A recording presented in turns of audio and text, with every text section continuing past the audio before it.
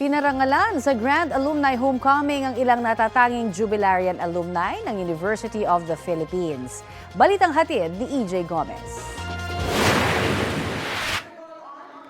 Napuno ng saya at pagbabalik tanaw ang bahay ng alumni sa UP Diliman Campus sa Quezon City. Nagsama-sama kasi ang ilang jubilarian alumni ng University of the Philippines sa kanilang General Alumni Homecoming nitong linggo. Ang pagtitipon ngayong taon may temang isang UP, isang komunidad, pagbubuklod ng mga kalayuan, pagsulong sa kinabukasan. UP is not just an institution. This is our home.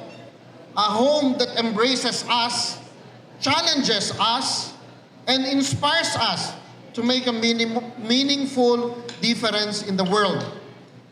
Thank you for returning to your home and for being part of this vibrant community. And we want to show you that even though we are 65, 66 years, going on 70, may asim pa kami. Meron pang laban kami.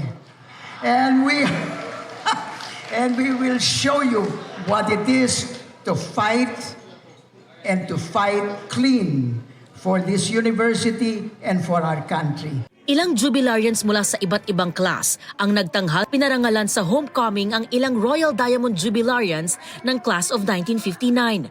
Gayon din ang Diamond Jubilarians Class of 1965, Golden Jubilarians Class of 1975, Ruby Jubilarians Class of 1985, at Silver Jubilarians Class of 2000. Nagpakitang gilas ng kanilang hip-hop moves ang world champion dance group na UPIPS. Ang king galing sa pagkanta naman ang ipinamala sa performance ng UP Concert Chorus.